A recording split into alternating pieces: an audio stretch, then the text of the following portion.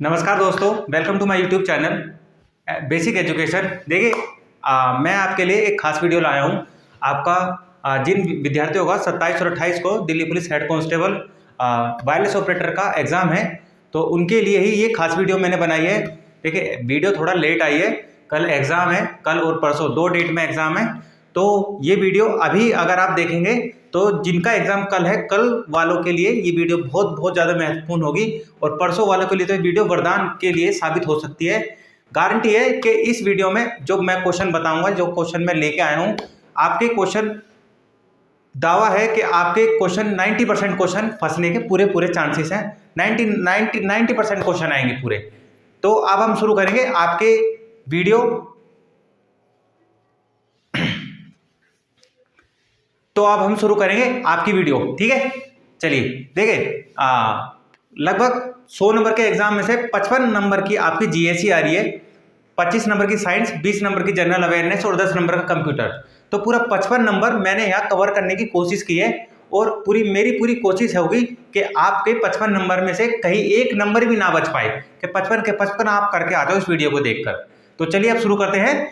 Science वाला जो section है कि बालों की सेटिंग के लिए ब्यूटी पार्लर में क्या यूज किया जाता है। बालों की सेटिंग के लिए ब्यूटी पार्लर में सल्फर का इस्तेमाल किया जाता है। इसके बाद दूसरा क्वेश्चन है आपका, चलती बस में अचानक ब्रेक लगती है। अगर चलती बस में अचानक ब्रेक लग जाता है तो उसे बैठा व्यक्ति आगे की ओर गिर जाता है, आगे की ओर गिरता है। आप लोग को पता है ना, जब बस में ब्रेक लगते हैं तो व्यक्ति क्या काम करता है, आगे की ओर गिर जाता है। तो व्यक्ति आगे की ओर गिर जाता है, तो इस पे कौन सा बल कार्य करता है। इसके बाद नवीकरणीय ऊर्जा के स्रोत, सौर ऊर्जा, पवन ऊर्जा और जल विद्युत ऊर्जा। नवीकरणीय ऊर्जा के स्रोत कौन कौन से हैं? सौर ऊर्जा, पवन ऊर्जा और जल विद्युत ऊर्जा। इसके बाद प्रकाश वर्ष की इकाई क्या है? प्रकाश वर्ष की इकाई क्या है? प्रकाश वर्ष की इकाई दूरी है। प्रकाश वर्ष की इकाई दूरी है। बल किसका गुणनफल है? बल किसका गुणनफल है? बल, द्रव्यमान और त्वरण। बल किसका गुणनफल है? बल, द्रव्यमान और त्वरण का गुणनफल है। इसके बाद मानव शरीर का भार कहाँ अधिकतम होता है? कहाँ पर अधिकतम होता है और कहाँ पर न्यूनतम होता है? मानव शरीर का भार सबसे ज्यादा ध्रुवों पर अधिकतम होता है। सबसे ज्यादा कहाँ अधिकतम होता है? ध्रुवों पर। और सबसे कम कहाँ होता है? भूमध्य रेखा पर। तो मानव शरीर का भार सबसे अधिक कहाँ होता है? ध्रुवों पर, सबसे कम भूमध्य रेखा पर। इसके बाद जल का अधिकतम घनत्व कितने डिग्री सेल्सियस पर होता है? जल का अधिकतम घनत्व 4 डिग्री सेल्सियस पर होता है। इसके बाद बर्फ के 2 टुकड़े एक दूसरे की ओर प्रेस किया जाए। बर्फ के 2 टुकड़े लीजिए और एक दूसरे की तरफ दबाव लगाइए, उसको दबाव लगा के उन दोनों को जोड़ने की कोशिश कीजिए। तो यहाँ पर जब दोनों टुकड़े चिपक जाते हैं तो वो कौन सा कार्य, कौन सी रासायनिक अभिक्रिया चल रही है? तो उच्च दाब पर बर्फ का जो गलनांक होता है वो क्या हो जाता है? कम हो जाता है। उच्च दाब पर बर्फ का गलनांक कम हो जाता है, जिस कारण से बर्फ के दोनों टुकड़ों पर विपरीत दिशाओं से दबाव लगाते हुए वो टुकड़े आपस में जुड़ जाते हैं। इसके बाद एक्सरे का आविष्कार किसने किया? एक्सरे का आविष्कार किसने किया? रोएंटजेन ने। एक्सरे का आविष्कार किसने किया? रोएंटजेन ने। इसके बाद ध्वनि का प्रकाश, ध्वनि या प्रकाश की इकाई, ध्वनि या, ये क्या है? या। ध्वनि या प्रकाश की इकाई क्या है? तो देखिए, ध्वनि की जो इकाई है वो क्या है? डेसिबल। ध्वनि की इकाई क्या है? डेसिबल। और प्रकाश की इकाई दूरी। ध्वनि की इकाई डेसिबल और प्रकाश की इकाई दूरी। इसके बाद प्रकाश का मात्रक क्या है? प्रकाश का मात्रक बताइए। प्रकाश का मात्रक है जूल। प्रकाश का मात्रक क्या है? जूल। इसके बाद मनुष्य कितने हर्ट्ज तक ध्वनि को सुन सकता है? तो मनुष्य 20 हर्ट्ज से लेकर 20,000 हर्ट्ज तक की ध्वनि को सुन सकता है। इसके बाद परमाणु क्रमांक क्या दर्शाता है? किसी भी नाभिक का वो जो परमाणु क्रमांक होता है, किसी भी संख्या का परमाणु क्रमांक क्या दर्शाता है? प्रोटॉनों की संख्या। किसी भी पदार्थ का, किसी भी आवर्त सारणी में रखे पदार्थ का परमाणु क्रमांक क्या दर्शाता है? प्रोटॉनों की संख्या। इसके बाद जब जहाज मीठे पानी से समुद्री खारे पानी में आता है तब क्या प्रक्रिया होती है? जब कोई भी जहाज मीठे पानी से समुद्री खारे पानी की तरफ आता है या समुद्री खारे पानी में प्रवेश करता है तो जहाज क्या होता है, जहाज थोड़ा सा ऊपर उठ जाता है।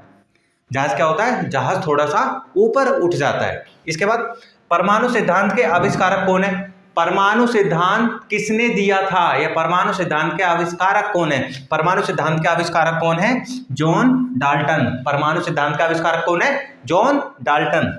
इसके बाद खनिज किस अवस्था में पाया जाता है? खनिज जो पृथ्वी के अंदर से जमीन से निकाला जाता है वो किस किस अवस्था में पाया जाता है? तो खनिज आपका ठोस, तरल और गैस।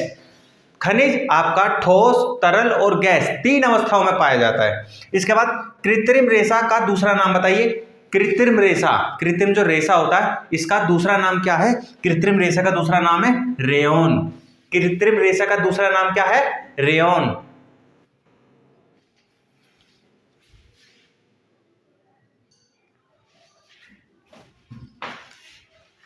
आइए अब आगे देखते हैं। अगला क्वेश्चन है आपका, पृथ्वी पर प्रचुर मात्रा में पाई जाने वाली धातु कौन सी है? देखिए हमारी पृथ्वी पर सबसे ज़्यादा प्रचुर मात्रा में जो धातु पाई जाती है सबसे ज़्यादा वो पाई जाती है एल्यूमिनियम। क्या पाई जाती है? एल्यूमिनियम, जो पूरी पृथ्वी पर कुल धातुओं का 8% है। यानी सबसे ज़्यादा धातु एल्यूमिनियम पृथ्वी पर पाई जाती है। और एल्यूमिनियम के बाद में जो दूसरी धातु पृथ्वी पर पाई जाती है वो है लोहा। लोहा क्या है वो?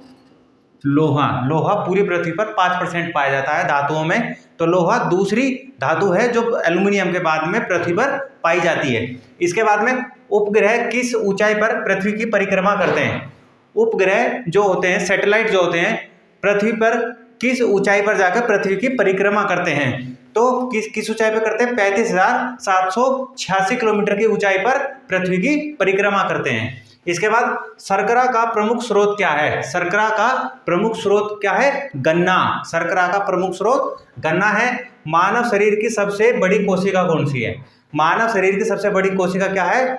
अंड कोशिका। मानव शरीर की सबसे बड़ी कोशिका अंड कोशिका और मानव शरीर की सबसे लंबी कोशिका। देखिए बड़ी और लंबी दोनों में फर्क समझिएगा। मानव शरीर की सबसे बड़ी कोशिका अंड कोशिका, मानव शरीर की सबसे लंबी कोशिका तंत्रिका तंत्र कोशिका। मानव शरीर की सबसे लंबी कोशिका तंत्रिका तंत्र कोशिका। इसके बाद मनुष्य के किस अंग द्वारा रक्त में अधिक पोषक तत्वों को ग्रहण किया जा सकता है? यानी मनुष्य का वो सबसे ज्यादा अंग, सबसे बड़ा अंग कौन सा है जो अधिक पोषक तत्वों को ग्रहण करता है? तो कौन सा है? छोटी आंत। छोटी आंत अधिक पोषक तत्वों को ग्रहण करती है। इसके बाद मानव शरीर का पीलिया से प्रभावित होने वाला अंग बताइए। वो अंग बताइए जो पीलिया बीमारी से मानव शरीर का सबसे ज्यादा प्रभावित होता है। क्या है? यकृत। यकृत। ठोस खाद्य पदार्थों की पैकिंग के लिए इस्तेमाल होने वाली प्लास्टिक। ठोस खाद्य पदार्थों की पैकिंग के लिए इस्तेमाल होने वाली प्लास्टिक का नाम क्या है? पॉलीएथिलीन। क्या नाम है? पॉलीएथिलीन। इसके बाद हरे फल को पकाने के लिए किस रसायन का इस्तेमाल किया जाता है? हरे फल को पकाने के लिए कार्बाइड। हरे फल को पकाने के लिए कार्बाइड का इस्तेमाल किया जाता है। इसके बाद 10 किलो द्रव्यमान वाला एक निकाय अगर 5 मीटर पर सेकंड की गति से चल रहा है और कहाँ पे चल रहा है? अपनी क्षैतिज पे यानी जमीन पे चल रहा है। यदि द्रव्यमान दोगुना हो जाए यानी भार अगर दोगुना हो जाए तो घर्षण कितने गुना हो जाएगा? देखिए जितना दबाव नीचे की ओर पड़ेगा घर्षण उतना ही ज़्यादा बढ़ेगा। यानी द्रव्यमान अगर दोगुना होगा तो घर्षण भी दोगुना हो जाएगा। तो मैंने यहाँ वही लिखा हुआ है, घर्षण क्या हो जाएगा? दोगुना हो जाएगा। इसके बाद फोटोवोल्टिक सेल का उदाहरण बताइए। तो फोटोवोल्टिक सेल का जो उदाहरण है वो है सौर सेल। जो सोलर सेल होते हैं वो फोटोवोल्टिक सेल का उदाहरण होते हैं। इसके बाद ठोस पदार्थों के माध्यम से ऊष्मा किस माध्यम से प्रभावित होती है? ठोस पदार्थों के माध्यम से जो ऊष्मा है वो किस माध्यम से प्रवाहित होती है? वो होती है चालन के द्वारा। ठोस पदार्थों में जो ऊष्मा है वो चालन के द्वारा प्रवाहित होती है। इसके बाद फोटोवोल्टिक में फिक्सर के रूप में प्रयुक्त रसायन बताइए। फोटोवोल्टिक में फिक्सर के रूप में प्रयुक्त रसायन का नाम बताइए। तो रसायन का नाम है sodium copper sulphate. Sodium copper sulphate. इसके बाद में अगला क्वेश्चन है, बर्फ पर चलना मुश्किल क्यों है? बर्फ पर देखिए, जैसे हम जमीन पर चलते हैं उस तरीके से हम बर्फ पर नहीं चल सकते हैं, हम फिसलते हैं। तो क्यों फिसलते हैं? घर्षण की अनुपस्थिति के कारण। बर्फ पर चलना इसलिए कठिन है क्योंकि वहां पर घर्षण की अनुपस्थिति रहती है। इसके बाद दाब का मात्रक क्या है? तो दाब का मात्रक न्यूटन प्रति मीटर स्क्वायर भी हो सकता है, टोर भी हो सकता है और पीएसआई भी हो सकता है। तो इन तीनों में से कोई भी ऑप्शन आपको मिलेगा, आप उसको ऑप्शन को क्लिक कर सकते हैं। ये तीनों ऑप्शन मिल जाएंगे तो तीनों के तीनों आपके सही होंगे, यानी चौथा ऑप्शन तो ये सभी जो ऑल ऑफ दीज होता है वो सही होगा। इसके बाद वृत्ताकार गति में निकाय पर अभिकेंद्र बल द्वारा कार्य जो किस तरह होता है? अगर कोई भी चीज वृत्ताकार गति में घूम रही है तो जो मिड में अभिकेंद्र बल होता है उसका कार्य क्या होता है? तो वो कार्य क्या करता है? वो अभिकेंद्र बल क्या हो जाता है? शून्य हो जाता है। वृत्ताकार गति करते समय जब जो बल सेंटर में लगने वाला होता है वो क्या हो जाता है? बिल्कुल शून्य हो जाता है। वनस्पति तेल के घी में हाइड्रोजनीकरण में प्रयुक्त उत्प्रेरक बताइए। जो वनस्पति घी होता है उसका जो तेल बनता है उसमें जो प्रयुक्त उत्प्रेरक होता है, जो हाइड्रोजनीकरण में प्रयुक्त उत्प्रेरक होता है, उसका नाम क्या है? उसका नाम है निकेल। क्या नाम है? निकेल।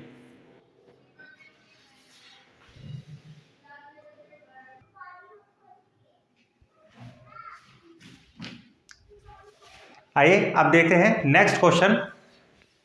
किसके कारण प्रतिध्वनि सुनाई देती है? यानी किसके कारण प्रतिध्वनि सुनाई देती है? तो ध्वनि तरंगों के परावर्तन के कारण ध्वनि की प्रतिध्वनि सुनाई देती है। ध्वनि की प्रतिध्वनि कब सुनाई देती है? ध्वनि के परावर्तन के कारण। इसके बाद गुरुत्वाकर्षण बल F और त्वरण G से संबंधित किस प्रकार है? गुरुत्वाकर्षण बल F जो है वो त्वरण G से किस प्रकार संबंधित है? तो गुरुत्वाकर्षण बल F और गुरुत्वीय त्वरण से F G से संबंधित है। गुरुत्वाकर्षण बल F गुरुत्वाकर्षण त्वरण से किस प्रकार संबंधित है? तो इस प्रकार संबंधित है। इसके बाद पीतल किससे बना होता है? पीतल जो है किससे बना होता है? किससे बना होता है? यह है किससे। पीतल किससे बना होता है? पीतल किससे बना होता है? पीतल कॉपर और जिंक से बना होता है। इसके बाद आवर्त सारणी से किसका नाम जुड़ा हुआ है? आवर्त सारणी से अगर किसी का नाम जुड़ा हुआ है तो वह है मेंडलीव। आपने पढ़ा होगा 11th-12th में मेंडलीव की आवर्त सारणी। इसके बाद पीओपी में सफेद पाउडर जो होता है वो क्या होता है? सफेद पाउडर जो होता है तो देखने को मिलता है वो होता क्या है? तो पीओपी में जो सफेद पाउडर देखने को मिलता है वो होता है कैल्शियम। क्या होता है? कैल्शियम। इसके बाद पेट्रोकेमिकल का यूज कहाँ होता है? पेट्रोकेमिकल का यूज डिटर्जेंट बनाने में होता है। पेट्रोकेमिकल का यूज कहाँ होता है? पेट्रोकेमिकल का यूज डिटर्जेंट बनाने में होता है। इसके बाद समय के निश्चित अंतराल की इकाई क्या है? समय के निश्चित अंतराल की इकाई क्या है? समय के निश्चित अंतराल की इकाई लंबाई और मीटर है। समय के निश्चित अंतराल की इकाई लंबाई और मीटर है। इसके बाद बोरियम नाइट्रेट का इस्तेमाल कहाँ होता है? बोरियम नाइट्रेट का इस्तेमाल कहाँ होता है? बोरियम नाइट्रेट का इस्तेमाल हरे रंग की आतिशबाजी में होता है। इसके बाद विद्युत सेल में प्रतीक के रूप में मोटी व छोटी रेखा क्या दिखाती है? विद्युत सेल होता है उसमें एक मोटी रेखा होती है, एक छोटी रेखा होती है, तो वो क्या दिखाती है? वो दिखाती है नेगेटिविटी को, यानी ऋणात्मकता को। क्या दिखाती है? ऋणात्मकता को। इसके बाद लेक-लांसे और डैनियल सेल। लेक-लांसे और डैनियल सेल किसका उदाहरण है? तो लेक-लांसे और डैनियल सेल शुष्क आर्द्र सेल का उदाहरण है। इसके बाद फैराडे का विद्युत अपघटन का नियम क्या बोलता है? फैराडे का विद्युत अपघटन का नियम बोलता है विद्युत अपघटय का तुल्यांकी भार। फैराडे का विद्युत अपघटन का नियम क्या बोलता है? विद्युत अपघटन का तुल्यांकी भार। इसके बाद कैरेट किसकी इकाई है? कैरेट द्रव्यमान की इकाई है। उसके बाद घन कोण का एसआई मात्रक क्या है? घन कोण का एसआई मात्रक स्टेरेडियन है। क्या है? स्टेरेडियन। उसके बाद एंजाइम उत्प्रेरक किसका उदाहरण है? एंजाइम उत्प्रेरक किसका उदाहरण है? एंजाइम उत्प्रेरक समांगी उत्प्रेरण का उदाहरण है। उसके बाद किस तापमान पर ध्वनि की गति 0 डिग्री सेल्सियस पर अपनी खुद का अपनी का 6 गुना हो जाती है। किस तापमान पर ध्वनि की गति 0 डिग्री सेल्सियस से अपनी का कितने गुना हो जाती है? 6 गुना कब हो जाती है? किस तापमान पर हो जाती है? तो किस तापमान पर होती है? ये होती है आपका 9555 डिग्री सेल्सियस के तापमान पर अपनी का 6 गुना हो जाती है।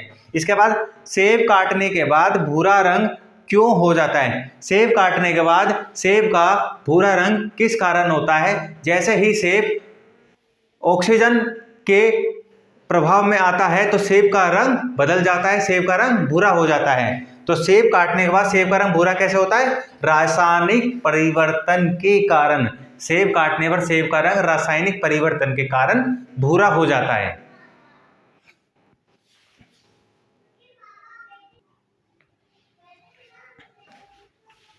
आइए अब देखते हैं अगला जो क्वेश्चन है वो है टंगस्टन का प्रतीक क्या है? टंगस्टन का प्रतीक क्या है? तो टंगस्टन का प्रतीक क्या है? W। टंगस्टन का प्रतीक W। इसके बाद पृथ्वी के चारों ओर परिक्रमा करने वाले उपग्रह की समयावधि किस पर निर्भर करती है? पृथ्वी के चारों ओर जो उपग्रह सैटेलाइट घूमता है उसकी समयावधि किस पर निर्भर करती है? तो उसकी समयावधि निर्भर करती है पृथ्वी के द्रव्यमान पर, पृथ्वी के द्रव्यमान पर। इसके बाद बल का आयामी सूत्र क्या है? तो बल का आयामी सूत्र है mLT का स्क्वायर। बल का आयामी सूत्र क्या है? mLT का स्क्वायर। इसके बाद ठोस को पिघलाने से इसका तापमान क्या परिवर्तित होता है? ठोस को पिघलाने से इसके तापमान में क्या परिवर्तन होता है? तो ठोस को पिघलाने से इसके तापमान में कोई परिवर्तन नहीं होता है। इसके बाद किस विधि से ग्रहों के द्रव्यमान में परिवर्तन आता है या किस विधि से ग्रहों के द्रव्यमान का मापन किया जाता है? तो किस विधि से किया जाता है? गुरुत्वाकर्षण विधि के द्वारा। गुरुत्वाकर्षण विधि के द्वारा ग्रहों के द्रव्यमान का मापन किया जाता है। इसके बाद मिराज क्या है?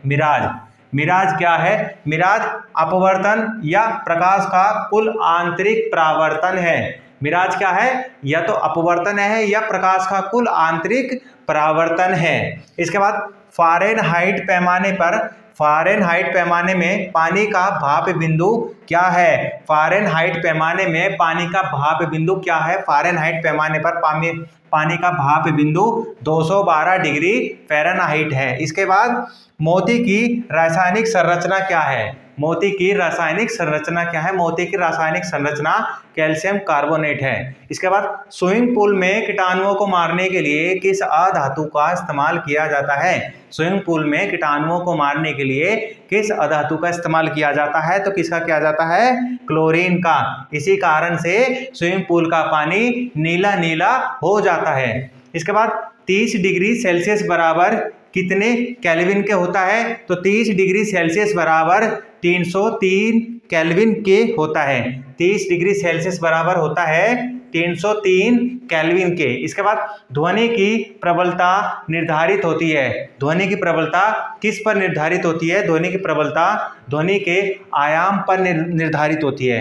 ध्वनि के आयाम पर निर्धारित होती है। इसके बाद बोरिक एसिड क्या है? बोरिक एसिड क्या है? बोरिक एसिड एक हल्का रोगाणुरोधक है। बोरिक एसिड क्या है? एक हल्का रोगाणुरोधक जो घावों के उपचार में इस्तेमाल किया जाता है, जो घावों के उपचार में इस्तेमाल किया जाता है। इसके बाद ऊष्मागतिकी की तापमान का एसआई मात्रक क्या है? ऊष्मागतिकी का तापमान का एसआई मात्रक क्या है? केल्विन। क्या है? केल्विन। इसके बाद इसरो का पहला सैन्य संचार उपग्रह, देखिए करंट अफेयर्स है, आपको याद रखना पड़ेगा क्योंकि एग्जाम में आने के पूरे चांसेस हैं कि इसरो का पहला सैन्य संचार उपग्रह क्या है? क्या है? रुक्मणी। क्या है? रुक्मणी। उसके बाद टीएनटी बनाने में यूज होता है। टीएनटी बनाने में किसका यूज होता है? किसका इस्तेमाल होता है? तो नाइट्रिक अम्ल प्लस सल्फर डाइऑक्साइड। टीएनटी बनाने में नाइट्रिक अम्ल और सल्फर डाइऑक्साइड का इस्तेमाल होता है। टीएनटी की फुल फॉर्म को लेकर भी क्वेश्चन आता है तो ट्राई नाइट्रोटॉलुइन। ट्राई नाइट्रोटॉलुइन टीएनटी की फुल फॉर्म है। इसके बाद कांच उद्योग में किसका इस्तेमाल होता है? कांच उद्योग में किसका इस्तेमाल होता है? कांच उद्योग में आयरन ऑक्साइड का इस्तेमाल होता है। इसके बाद चुंबकीय प्रेरक तत्व क्या है? चुंबकीय प्रेरक तत्व क्या है? तो चुंबकीय प्रेरक तत्व अदिश राशि है। क्या है? अदिश राशि। इसके बाद रंगाई पेंट उद्योग में किस ऑक्साइड का इस्तेमाल किया जाता है? रंगाई पेंट उद्योग में टाइटेनियम, रंगाई पेंट उद्योग में टाइटेनियम ऑक्साइड का इस्तेमाल किया जाता है। इसके बाद पृथ्वी के चारों ओर उपग्रहों की गति का नियम क्या कहलाता है? पृथ्वी के चारों ओर उपग्रहों की गति का नियम क्या कहलाता है? पृथ्वी के चारों ओर उपग्रहों की गति का नियम केपलर का नियम कहलाता है। केपलर की गति का नियम कहलाता है। ठीक है। इसके बाद ग्लिसरीन ओलेट का इस्तेमाल कहाँ पर होता है? ग्लिसरीन ओलेट का इस्तेमाल कहाँ पर होता है? तो त्वचा के खुरदरेपन को कम करने के लिए ग्लिसरीन के ओलेट का इस्तेमाल होता है। इसके बाद डोपलर प्रभाव क्या है? डोपलर प्रभाव क्या है? ये ध्वनि से संबंधित है। डोपलर प्रभाव अगर आ जाए किस चीज से संबंधित है? तो किस चीज से संबंधित है? ध्वनि से संबंधित है। ध्वनि से संबंधित है। इसके बाद सोने का रासायनिक प्रतीक क्या है? मेंडलीव के आवर्त सारणी में सोने का, गोल्ड का रासायनिक प्रतीक क्या है? Au। सोने का रासायनिक प्रतीक Au है और सिल्वर, चांदी का रासायनिक प्रतीक है Ag। रासायनिक प्रतीक क्या है सिल्वर का? Ag। उसके बाद सोने का रासायनिक प्रतीक Au है। तो दूध में कौन सा अम्ल होता है? दूध के अंदर कौन सा अम्ल होता है? दूध के अंदर दुग्धाम्ल होता है। दूध के अंदर कौन सा अम्ल होता है? दूध के अंदर दुग्धाम्ल होता है। इसके बाद शाही जल सोने का घोल वाला जल है। शाही जल क्या है? या सोने को घोलने वाला जल क्या है? किस नाम से इसको बुलाया जाता है? या तो शाही जल को लेके क्वेश्चन आ सकता है, या किस जल में, किस घोल में सोने को घोला जाता है, घुलाया जाता है? तो एक्वारेजिया। क्या? एक्वारेजिया। एक्वारेजिया का अन्य नाम शाही जल भी है और सोने को जिस तरल पदार्थ में घोला जाता है वह होता है एक्वारेजिया।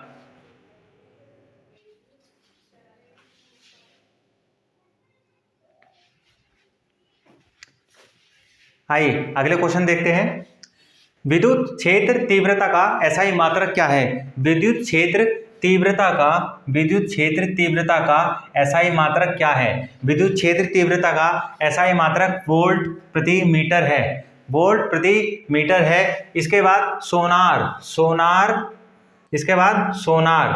किस सिद्धांत पर कार्य करता है? सोनार पानी के जहाज जो होते हैं, ये पनडुब्बियां होती हैं, उनमें इस यंत्र का इस्तेमाल किया जाता है। और सोनार किस सिद्धांत पर कार्य करता है? सोनार परावर्तन के सिद्धांत पर कार्य करता है। सोनार परावर्तन के सिद्धांत पर कार्य करता है। इसके बाद किस धातु को मिट्टी के तेल में रखा जाता है? किस धातु को जो अब पर्यावरण है उसके संपर्क में आने से बचाने के लिए मिट्टी के तेल में रखा जाता है? तो सोडियम को पर्यावरण से बचाने के लिए, ऑक्सीजन के संपर्क में आने से बचाने के लिए मिट्टी के तेल में रखा जाता है। इसके बाद विद्युत चुंबक का इस्तेमाल कहाँ होता है? विद्युत चुंबक का इस्तेमाल कहाँ होता है? विद्युत चुंबक का इस्तेमाल विद्युत घंटी और लाउड स्पीकर, विद्युत चुंबक का इस्तेमाल विद्युत घंटी और लाउड स्पीकर में किया जाता है। देखिए ये था साइंस का सेक्शन। अब इसके बाद आपका करंट अफेयर्स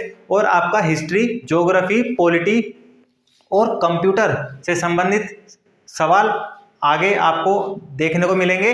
तो अभी साइंस सेक्शन के बाद में अब आएगा आपका करंट अफेयर्स का सेक्शन।